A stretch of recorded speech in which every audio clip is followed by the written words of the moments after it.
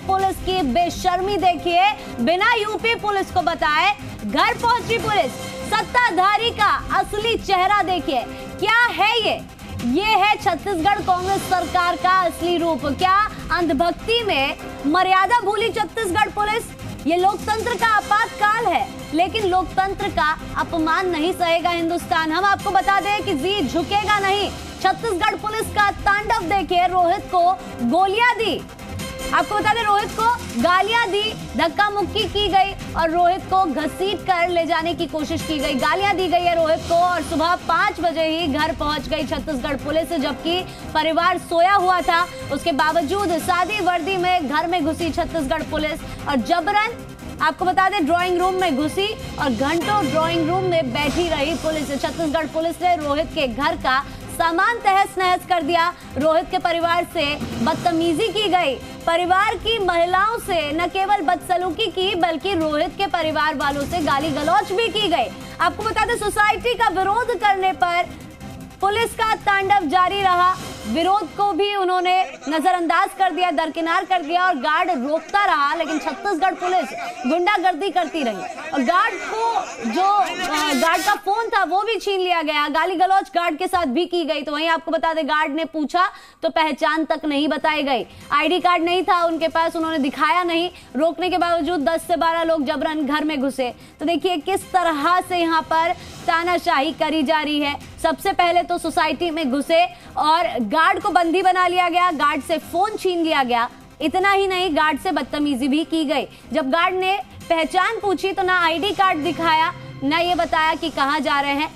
Phone छीन लिया ताकि वो किसी से बात ना कर सके, रोहित को बता ना सके। उसके बाद घर जब पहुंची, सुबह 5 बजे की घटना हम आपको बता रहे हैं। सुबह 5 बजे रोहित के घर पर छत्तीसगढ़ पुलिस पहुंची है और वारंट दिखाकर गिरफ्तारी करने के लिए पहुंची। ऐसे में न केवल रोहित से बल्कि रोहित के परिवार वालों से भी बदतमीजी की गई, गाली गलौज की गई।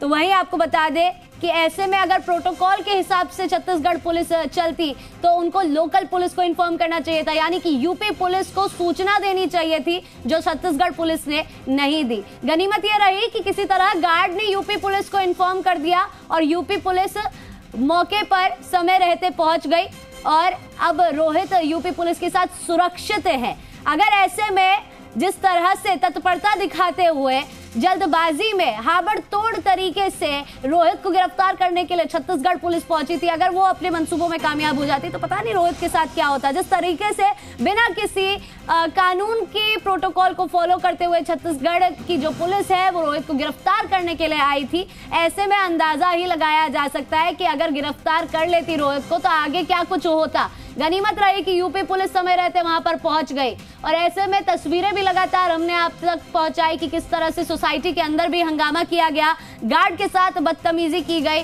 धक्का मुक्की की गई। इतना ही नहीं, रोहित के परिवार वालों के साथ भी, जहां पर बच्चे भी मौजूद थे आपको बता दें, वहां पर गाली गलौज हुई है, बदतमीजी हुई है, परिवार की महिलाओं के साथ बदसलूकी की गई है। और ऐसे में ये साफ तौर पर दर्शाता है कि आखिर छत्तीसगढ़ पुलिस की मंशा क्या रही। ऐसे में जिस तरह से गार्ड के साथ बदसलूकी की गई, बिना आईडी कार्ड के, सादी वर्दी में, कैजुअल कपड़ों में, सिविल कपड़ों में छत्तीसगढ़ पुलिस पहुंची, ऐसे में अंदाजा लगाना मुश्किल है कि सामने वाला जो आया है वो पुलिस है या गुंडागर्दी की जा रही है। तो ये कोई गुंडे हो सकते हैं, क्योंकि जिस तरह से सोसाइटी के गेट पर छत्तीसगढ़ पुलिस पहुंची बिना किसी वर्दी के, बिना किसी आईडी कार्ड के, और आते से ही गार्ड को बंदी बना लिया गया।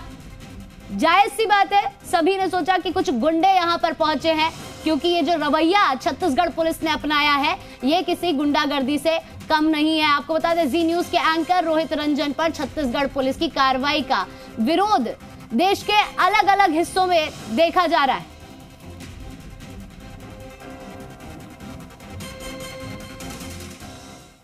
और आपको बता दें जी न्यूज के एंकर रोहित रंजन पर छत्तीसगढ़ पुलिस की कार्रवाई